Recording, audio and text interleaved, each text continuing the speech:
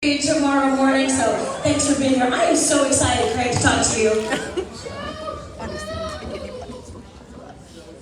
Oh, well, there we go. There we go. Thank you so much for coming in for this, because I know how early you have to get out. Oh, I have this circle on my calendars, as many of you I'm sure have too. And thanks to all of you as well for braving the rain and still coming out.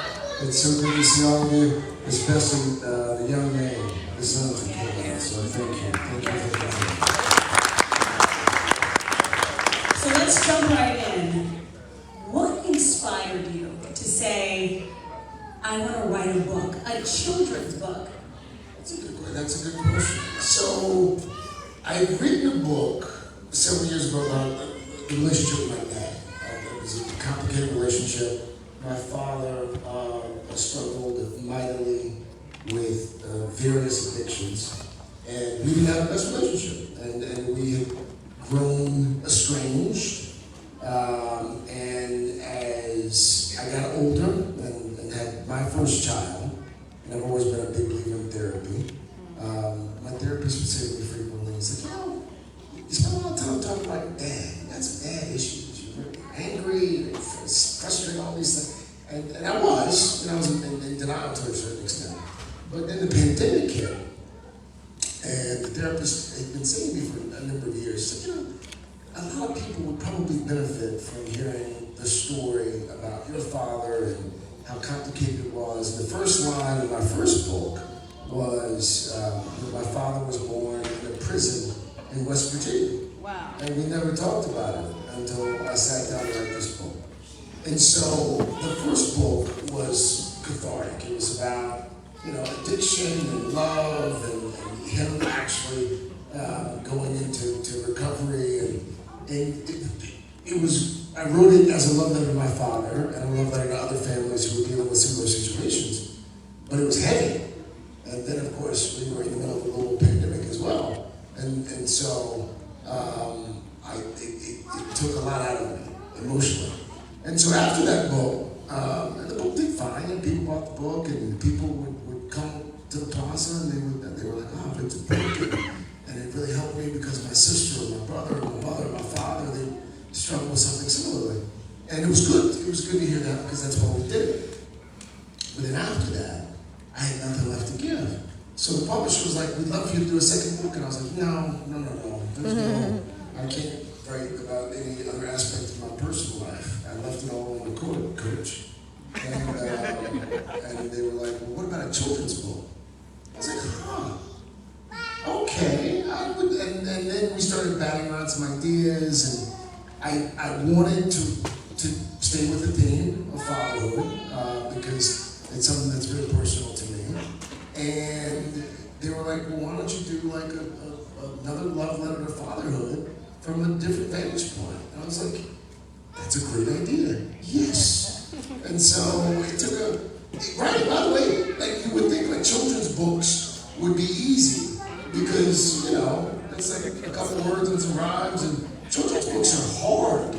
They're very hard. And so it took a few weeks to sort of come up with a concept and put it in the paper. And the biggest struggle was finding an illustrator. I wanted to find someone who looked like us, but who also could draw and who could capture families that were racially ambiguous.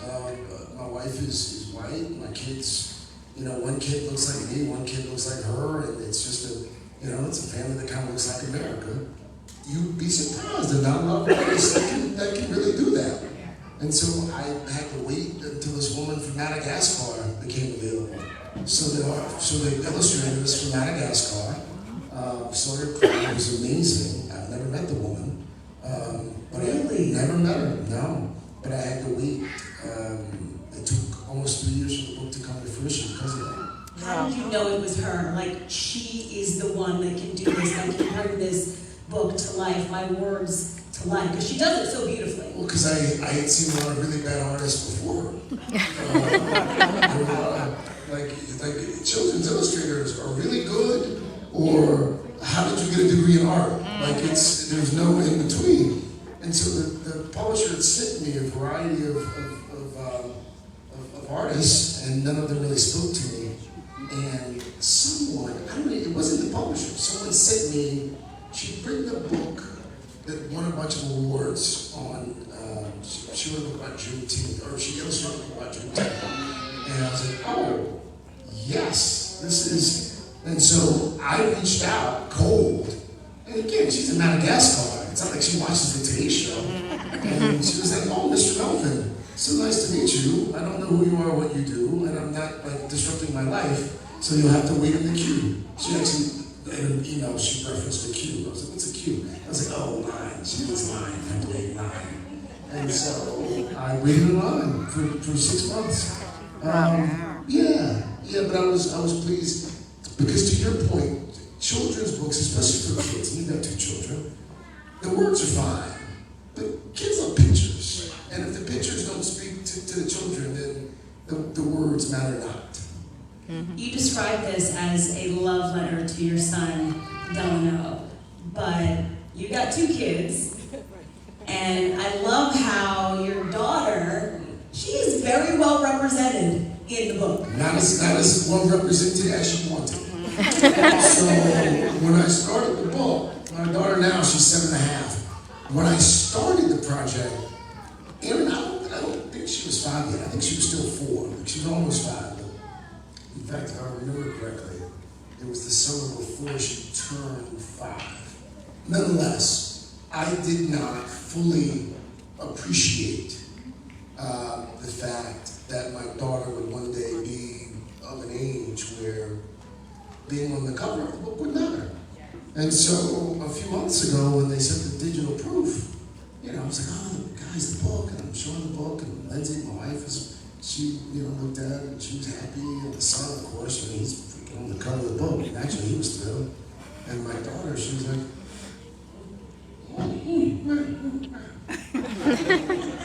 and she's 7.5 anyway, and she's got a bit of an attitude in general. And I said, I call her sweet girl. I said, sweet girl, what do you think? She said, well, it's nice, it's fine, Dad.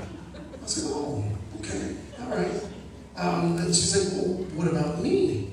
I said, sweetie, if you've looked at the book yet, she's on literally every page, and except 2, maybe 3 in the book. And I pointed this out to her, and she said, well, but I'm not on the cover. I said, fair point. I love her. Fair point. So, suffice to say, I'll be back in a few years when I write, I'm proud of you too.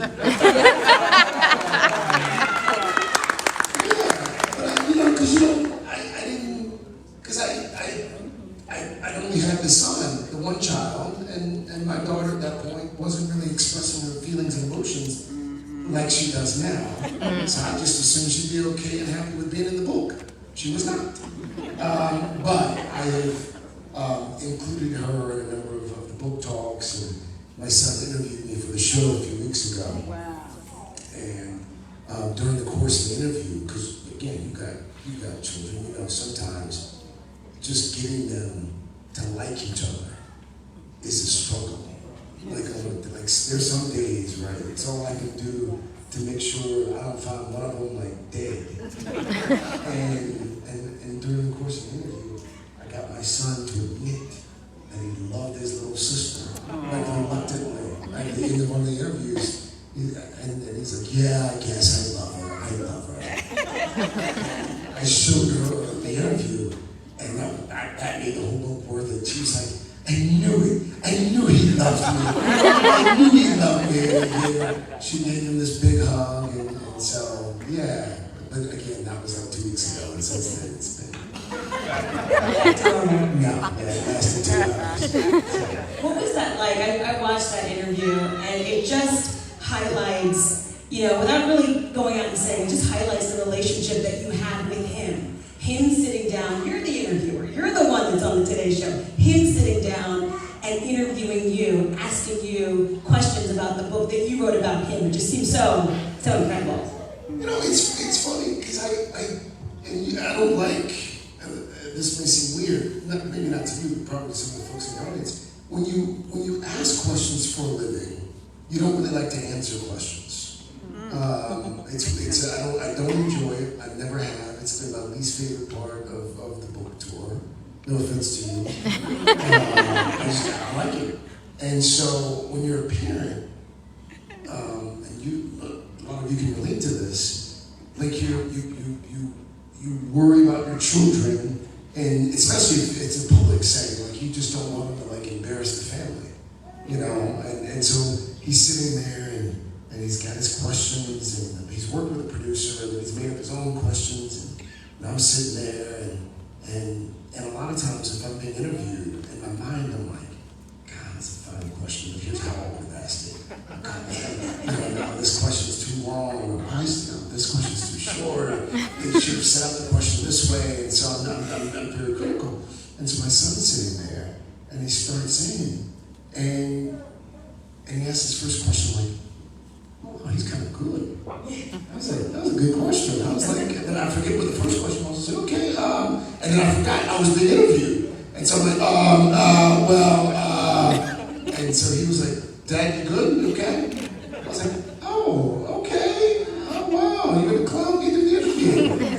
And so it was a bit surreal actually, because I was, not to sound cheesy or hokey, I was so proud of him in the moment, because I had deliberately taken a hands-off approach to having him do the interview. Like I really wanted him to sort of work on his own, and then he started in. I was like, oh my God, this kid, he took it seriously. He understood the assignment. So the concern now, my wife is a sports broadcaster, and that's how we met. And he's been into the show a number of times. I think he's catching a bug, you know. And the last thing you need in the family is another journalist. So I want him to get like a real job, like a lawyer, a doctor, maybe an accountant. I'd even settle for an actor at this point. Oh my gosh. But I don't want him to go into whatever's left in the business 10, 15 years from now. But he seems to genuinely like enjoy. Very comfortable. Yeah, and I don't like that. He's very comfortable. I don't like it. But I'll tell you what he loves, and I'd be okay with this. He loves sports. Like I think if he ever wanted to become like a Mike Tirico, or I would be okay with that. But I don't want him covering like, you know, politics and maybe just politics. But yeah, no, it's funny when you have children, and I see some kids are older than mine now. Like when you start to see the things that your children become interested in, you know, like it's like, oh, that makes them light up, you know. It's fun to watch that, and the difference between the things that interest my son and the things that interest my daughter. Like he and I can watch. It's funny because he plays flag football, and in the football season, we have to be home from church and brunch in time to see the beginning of the red zone. I don't know if you watch it. So, My son does. So Scott Hansen, who hosts Red Zone, I don't know if you guys follow football, and the Eagles fans probably don't watch Red Zone, just watch the Eagles games, I get it. But when you live in Connecticut, you know where they have a team, you watch Red Zone so you can see all the games. And it starts at 1 o'clock, but at 12:58 roughly, they do like a little preview, and Scott Hansen does this countdown of Red Zone, and the countdown is like 10, 9, 8, and then he gets to the end, and he's like, 7 hours of commercial-free football starts now. And for my son, that's how Sundays start. Like we're on the couch, and he's counting down with Scott Hansen. And we sit and watch football for 5 or 6 hours. And we'll pause the game just to get up and go pee. and my daughter could not be less interested in anything that involves uniforms, balls, lining up. Like she just couldn't care less, to the point where she makes it known that if football is on, she's uncomfortable. And so it's, for us, it's been an awakening experience to rear 2 children that could not be more different. You know, basketball, football, like he's into stats, and my daughter is into dance and gymnastics and knows a lot of Taylor Swift songs, which is really annoying. And they just couldn't be more different. And so meeting the two of them where they are at this point in their lives, every day it's a fun exercise. And you know, I feel like the formative years go by so quickly. Are you glad that you were able to just, you know what, I want to remember these little moments, because that's what the book is. These little moments that kind of go by every day, tying your shoe, making a basket, and it's like, you know, you blink and you've got a 7 and 9, 7 and 10. Yeah, 10 and 7. Yeah, you blink. 7 and a half. 7 and a half. The half counts. Yeah. Are you glad that you're like, you know what, I got this out. It's on paper, and I'm remembering what it was like several years ago, because it's gone by in a whirlwind. That was part of the motivation. I really wanted to, you know, you find yourself, especially with the jobs that we have, doing what we do, the schedule, like it's this constant chaos. And you find yourself sometimes in these moments like, oh, this is cool, like he's tying his shoe. We jumped off the high line for the first time. He made his first basket, and you harken back to the beginning of that journey when they were learning how to tie a shoe, or they picked up basketball for the first time. They were learning how to swim, and you, for me at least, you find yourself almost,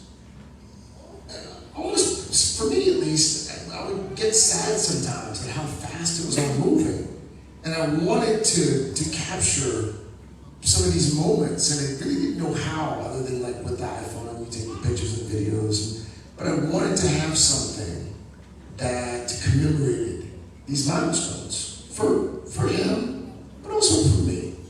And so that was part of the motivation. So the first part of the book is that. It's like these little micro achievements. But the back end of the book is devoted to more of his social development. And because at the end of the day, whether you want to admit it or not, what we're all trying to do if you have children is you want to make sure you're not rearing little sociopaths. You want to make sure that the little person in your house, the son or daughter, is going to be a moderately productive member of society. Yeah. And so you try to teach these things like empathy or kindness or generosity of spirit, and you think you're teaching these things, and you don't really know if it's working. And then all of a sudden you see one day and you're like, oh my God, oh, that was kind. You did a kind thing.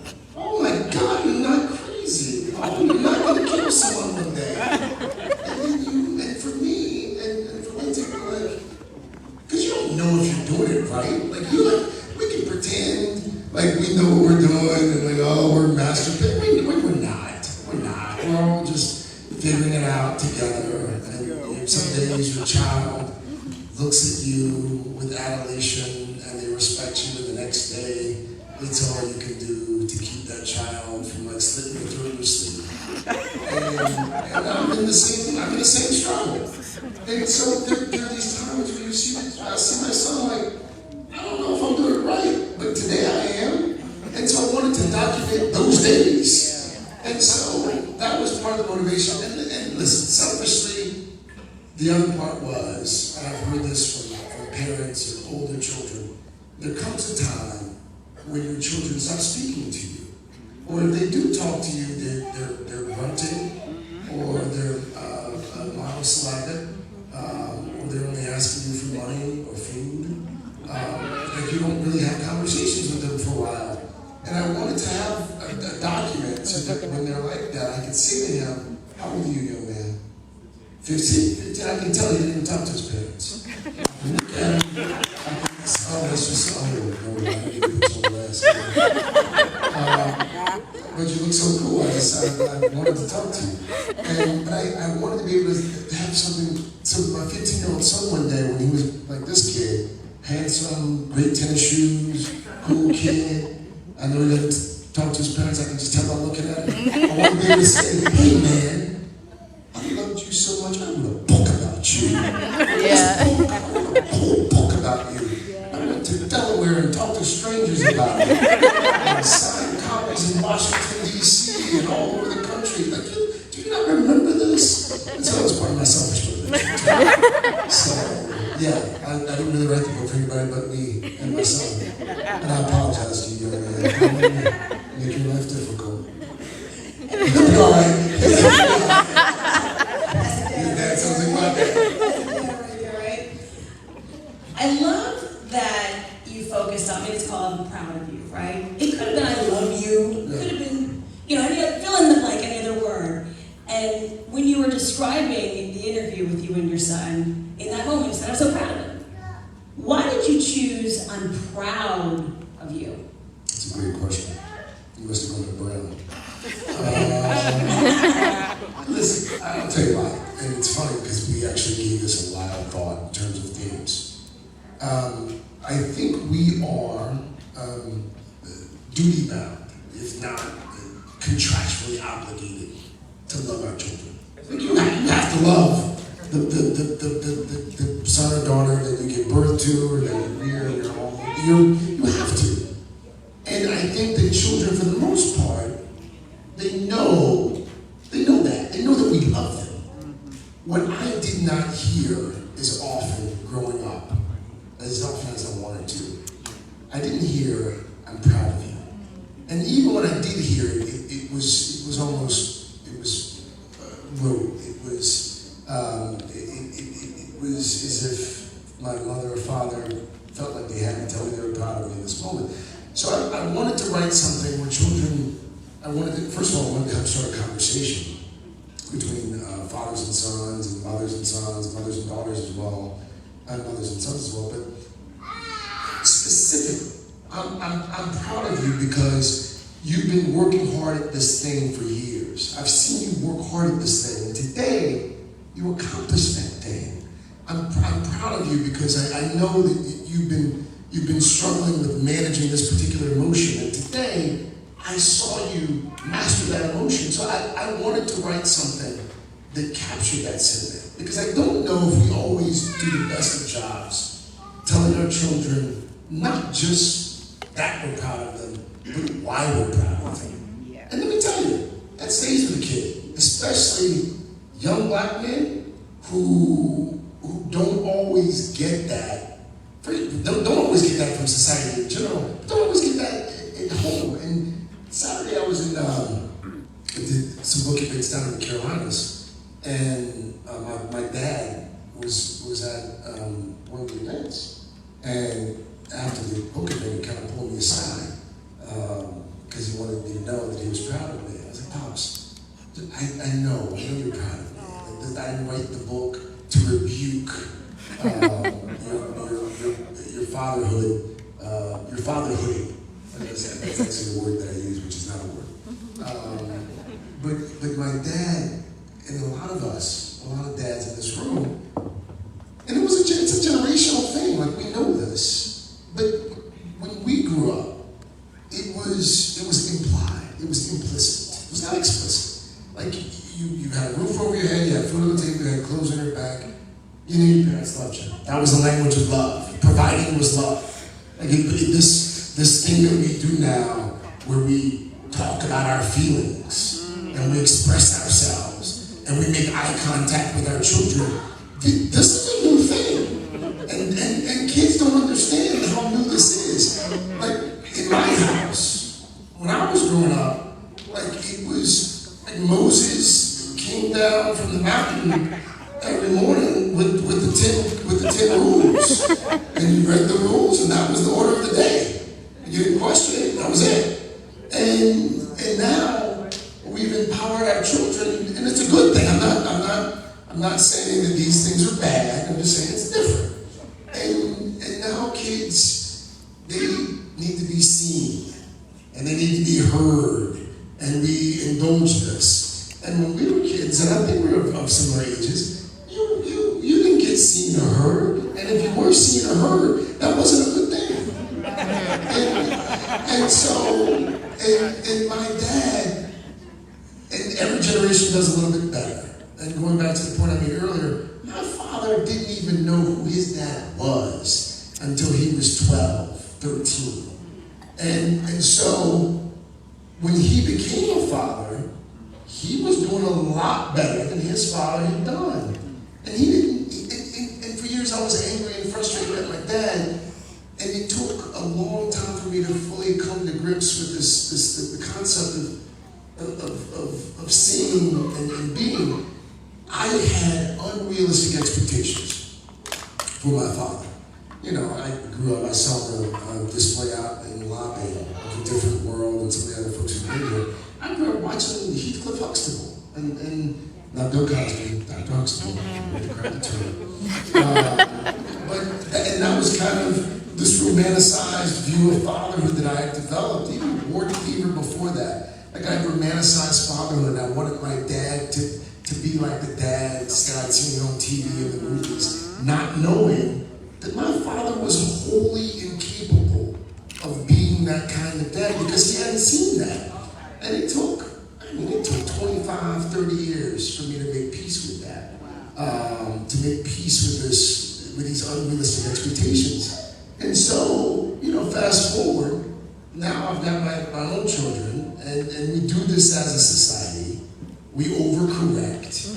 We go from my dad barely speaking to us in the house, and now, my children, from the time they wake up until the time they go to sleep, they're talking and asking questions. I'm answering all the questions. Never mind when we were kids, the phrase that was paramount in my house was "because I said so." And you can't say "because I said so" anymore, because it's like, oh, well, you're not seeing your child. You're not, and sometimes I don't want to see them, and I don't want to hear them, but I indulge them, and they don't appreciate it because they don't know that this is a new development. And so, I do worry, and Lindsay and my wife and I talk about this ad nauseum. I do worry a lot about soft parenting and this idea that our kids, no offense, I'm not sure they're going to be able to withstand anything because they're not as resilient as we were, because we do tell them that we love them all the time, and in our quest to do right by them, we have made the road so smooth. We've removed all the obstacles and hurdles, and I don't know. I just don't know if 15 years from now, as a society, we're going to be as pleased with our new approach to parenting. And I didn't come to Wilmington to get on a soapbox. I apologize, because I sat here and you asked me a question, and I went on for 5 minutes about how disappointed I am as a parent. You said it earlier. We don't know if we're getting it right. We know. How far do you push? Do you pull? Am I pushing? Am I saying this enough? Am I not doing enough? Like, no, I know you can do better there, but do I back off? We're just gotta feeling our way in the dark with this thing. So I feel like we get it. But I think here's another thing that I think we are as a society that we weren't a generation ago. I think we're self-aware and we reflect a lot more than we used to. I don't know if our parents, and this is not to sound cold or callous, I don't know if they cared about getting it right. I think they cared about making sure that we were safe. They wanted to make sure we were healthy and fed. We didn't embarrass the family. We didn't show up in church. We didn't steal or break the law. That was kind of it. But this new thing about emotional development and are you happy and all that, our parents didn't care about that. And we turned out okay. I see a lot of head nods out there. We turned out okay. We did. And I do think now, we spend so much time worrying about and my wife and I, and we grew up similarly. Both of our parents worked, both my parents worked. Her dad worked weekends, my dad worked third shift. Having your parents around back then, it was a luxury, but my dad didn't show up at everything. If I saw my dad out in the crowd, it was like a graduation or a funeral or a wedding, or that was kind of it. It was big stuff. And now, if I'm not at a birthday viola concert. My son's like, where were you, Dad? I'm like, I was working to pay for the viola. I'm like, but he feels like he has agency to like question like why. And we would have never done that. Like I would have never. I don't remember questioning. That's a full stop. That's the same. I just don't remember questioning it. Like it wasn't encouraged. But now it's just this, and we're all in on it. Like it just happened like that, and like all of a sudden, and I said this in South Carolina over the weekend, and this is when I knew that we were losing in my house. This is when I knew we were losing, and I'm not gonna pretend that I'm poor. I'm not, because you know, like I work hard. We made some money, and we can buy food, and we have a refrigerator and a freezer and an oven and a microwave. We have all these appliances, and I think I blame my wife, although she blames me. But at some point several years ago, we started doing this thing where we would ask our children, what do you want for dinner? Big mistake. And it seems small. It seems small. But at some point, and I don't remember how it started, but we asked them, like, what do you want to eat this evening? And so, this was years ago. This was before the pandemic. And now at breakfast, my daughter would be like, what are we having for dinner? Like, you've got an egg waffle on your plate, and you're asking me about dinner. And my wife would be like, oh, what do you want for dinner? And oftentimes, 90% of the time, whatever they want for dinner, I don't want for dinner. Because it's like 5 options. Chicken fingers, chicken tenders, pasta with red sauce, pasta with butter, or some other form of chicken. And I like to eat salmon, or halibut, or like something that's... So anyway, we would do this thing where we would sit down for dinner, and they wouldn't eat what was in front of them. And my wife would be like, well, you want something else? And all of a sudden, we're both getting up at dinner like Waffle House cooks. Like we're like short order chefs. Like, you want chicken up? Get some dinner tops, put it up. You want cheese toast? Get some cheese toast. And it had gotten to the point where several months ago, I just had like this Oprah aha moment. I'm like, what the heck are we doing? Like they don't have jobs. Like they can barely have their subjects and verbs agree half the time. And they're dictating to us during the meal what they want, and we're getting up.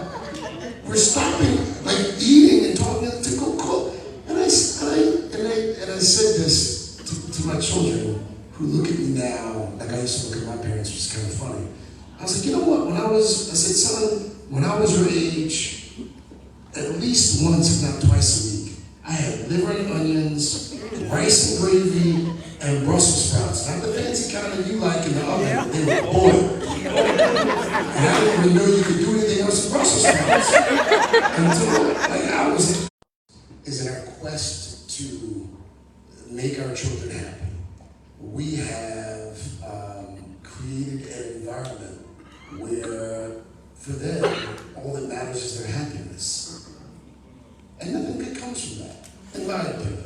But you can't say that. You can't say that out loud. Like you can't say that maybe your child's personal happiness shouldn't be the most important thing in his or her life. And that's kind of what we're up against in the house.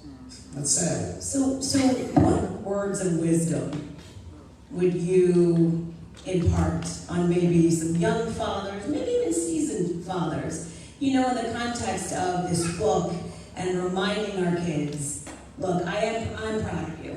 I am proud of you. If you say it every day, what do you want these dads here, maybe moms too, to take away from this? We are all figuring this out together.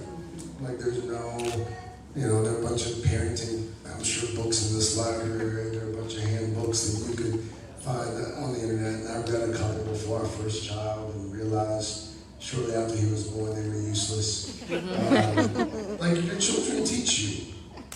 and the things that worked in terms of parenting with my son, they don't work with my daughter, and vice versa. And so we're on this journey together, and I allow my children to teach me and guide me, and they've made me a far better person in myriad ways. And so I don't like to give advice or impart wisdom because I don't have much. Because I'm on the journey with all of y'all, and there are a lot of parents in this room, and I do think, going back to what we talked about earlier, I think a lot of people in this room are trying to do what I'm trying to do, which is we're trying to break a generational curse. Mm-hmm. And whether that curse was, in my case, addiction, whether the curse was absenteeism. And I'm not just talking about physical absenteeism, I'm talking about emotional absenteeism as well. Yeah.